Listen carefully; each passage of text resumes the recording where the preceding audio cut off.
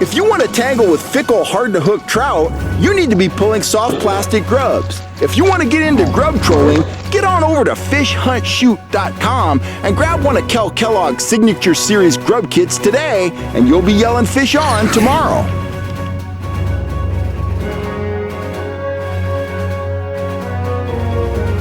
Howdy guys, Kel Kellogg here.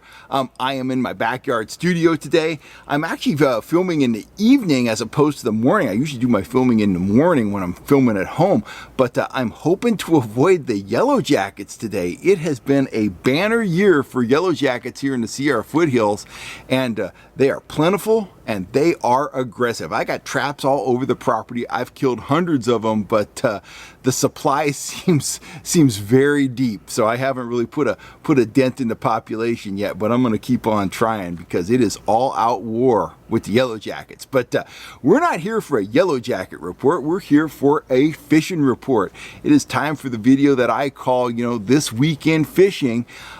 We'll kick it off with what Wes and I have been up to. We'll toss in a couple viewer pictures, or I think one viewer picture this week, and then we'll round things out with some reports from around the state. Wes and I, we had a fun trip this week. We headed up to Ice House Reservoir. We had never been there. We wanted to scope it out.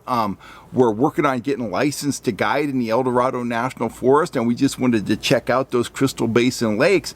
And I gotta say, I was very impressed with what I saw. The fishing wasn't wide open. We got on some spoonfish early in the morning, and then when that action kind of slowed down, we switched over to worms and we caught a few more fish. All in all, I'd say the bite was fair, but what impressed me was the amount of fish I marked on the sonar. The lake level was good. There's quite a bit of water in Ice House, and all in all, it looks like a wonderful lake, and I can't wait to get back up there in the fall, when the action kind of starts to ramp up a little bit. August is a tough nut to crack in the Sierras. The fish are comfortable. They got plenty of food, and it can be difficult to get them to go. But we got our share of fish up there. But I know when we go back in the fall, we're going to catch a whole lot more. And we saw some very nice marks that look, they look to be sizable fish. So we shall see. The next time we get up in that country, we are going to check out Union Valley Reservoir. I can't believe I haven't hit those Crystal Basin lakes before. They're close. They're beautiful. They've got water in them. Enough said about that. That's what Wes and I were up to. We'll be back out on the water next week. We just kind of trying to beat the heat and getting caught up on our chores for the fall season.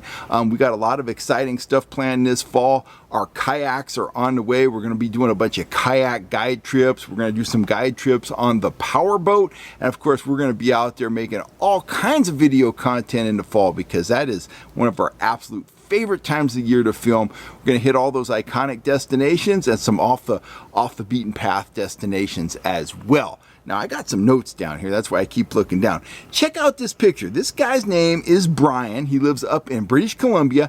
He is a big fan of the channel, and he is a big fan of our store. And he has been catching, as you can see there, some very nice rainbows, pulling speed spoons on a hybrid lead core outfit with one of my iconic, yellow lead core rods. So keep after him, Brian. You are on some very nice fish up there. Keep on yelling fish on, and keep on watching our content, man. Send me some more photos. So if you live in Northern California or Central California, where should you go fishing? Let me kick it off with the high country. I won't give any specific high country lakes because they're all fishing fair to good, okay? Again, it's August. You're going to have to put in your time. You're going to have to work on the fish.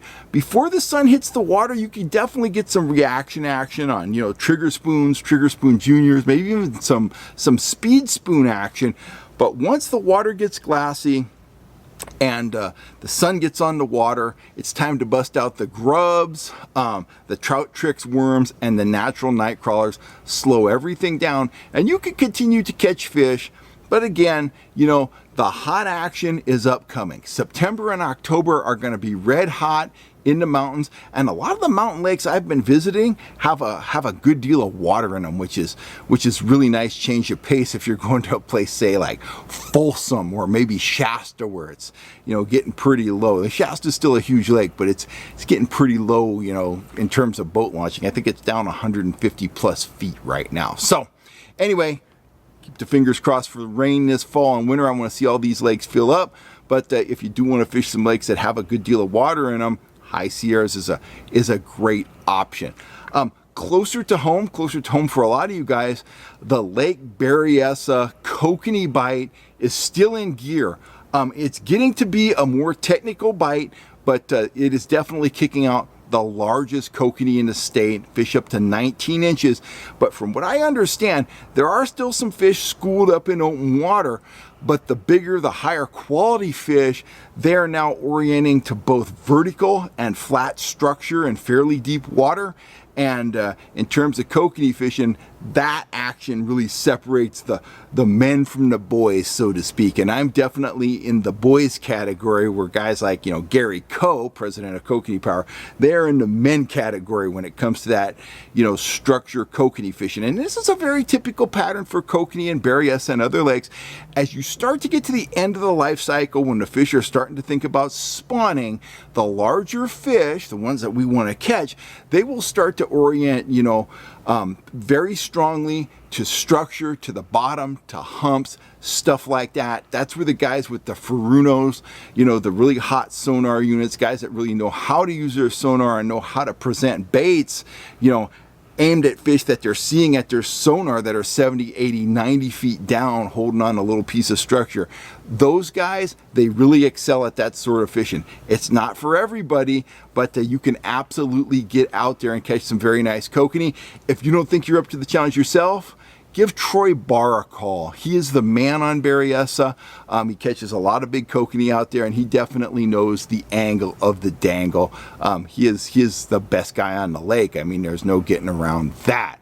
Okay, moving on from Berryessa, I should say what they're catching them on at Berryessa. They're catching them primarily on apexes in a variety of colors, and pink hoochies, everything behind Rocky Mountain tackle blades for whatever reason. I don't know if those blades are working the best, or the guys that are catching the fish, got something in my eye, guys that are catching the fish are just using the Rocky Mountain tackle blades. But anyway, that's the angle of the dangle at Lake Berryessa.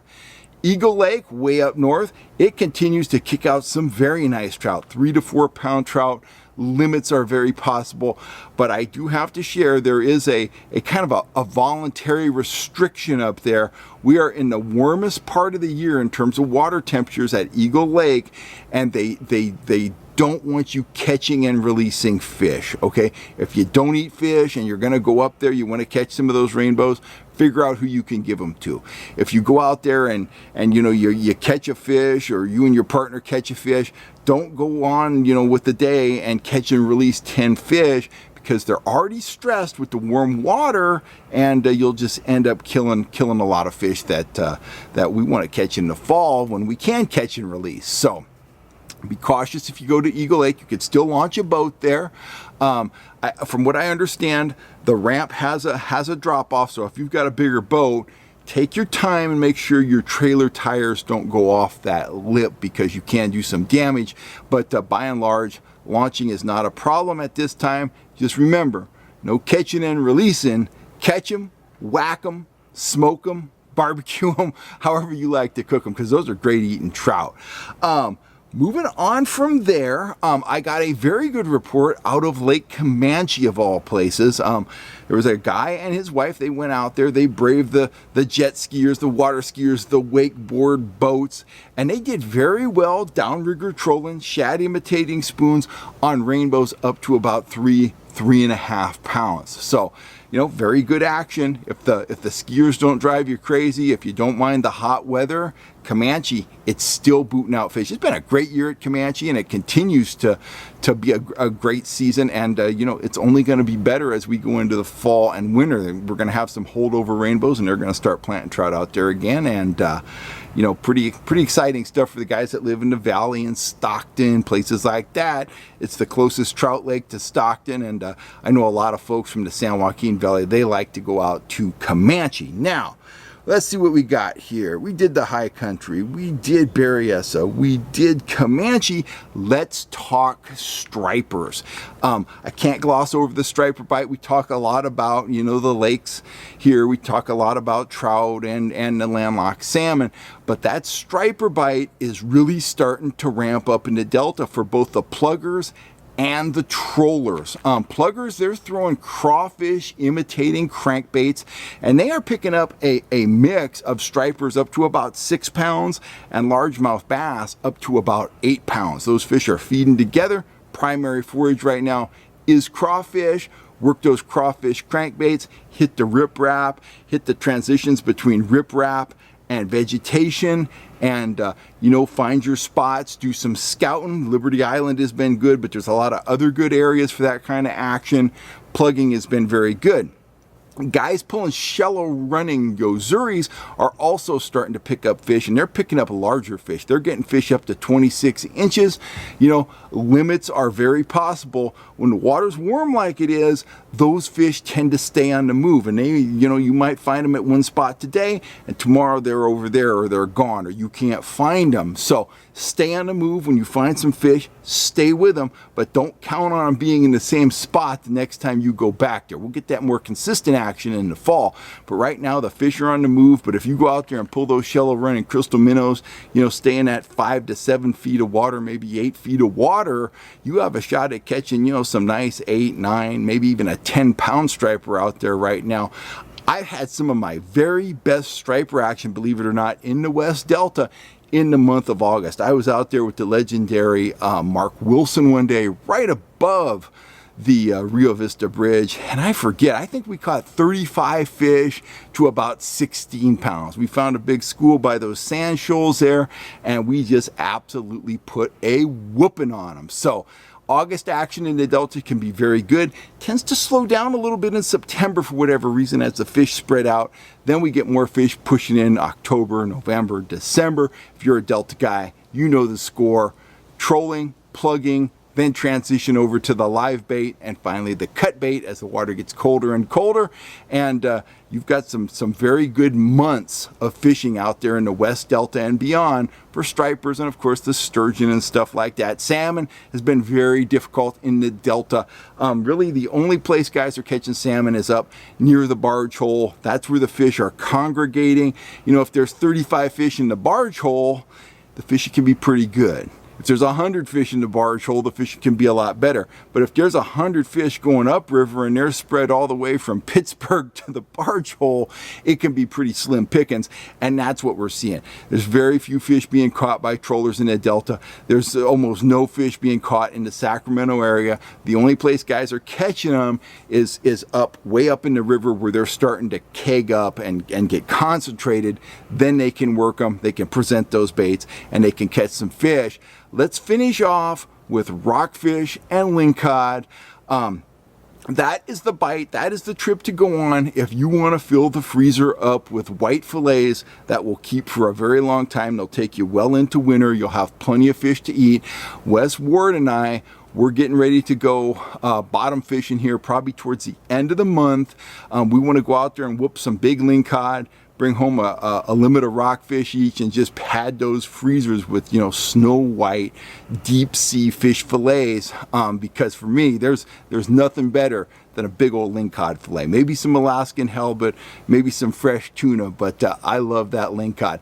I'll be mooching large frozen baits. I'll be busting out my 24-ounce sinkers. That action's not for everybody, but I'll be keeping those big baits on the bottom. If you've ever fished on those boats with me, I am a large dead bait and live bait moocher, and I catch a lot of big lingcod doing that. Of course, I'll have the jig rod there too. Wes will be playing around with some trout tackle, catching all kinds of rockfish. Hopefully he'll reel in something that I want to use for bait. And he has taken the jackpot from me before using those little tiny black bass rods, so I hope that doesn't happen. But the bottom line is, whether you're going out of Bodega, the Golden Gate, Berkeley, Emeryville, down south, the rockfish action is excellent. Halibut fishing, it's still going, but this is the time of the year where the skippers start concentrating on getting outside the Golden Gate, getting off, off beyond the coast, and focusing on the bounty that is bottom fishing. I am looking forward to it. I didn't get out there last year. We had COVID and a bunch of drama, but I'm going to be out there this year, and I can't wait to yell for the gaff. Fish on, baby. Anyway, that's about all I got for now. Of course, our thoughts go out to all the people that continue to be affected by the Dixie Fire. It is just devastating the Lake Elsinore region. It burned the area by the dam. They've saved Chester so far, but the fire has swung now, and it's trying to get going on the east side of the lake over towards Westwood. You know, there's a lot of structures out there, the country clubs out there, all that stuff on the peninsula's out there.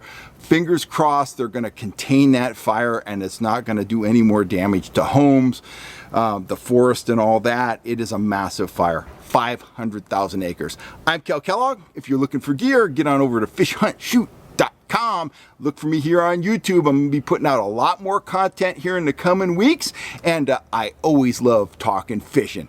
Have a great day, guys. I'm Cal Kellogg.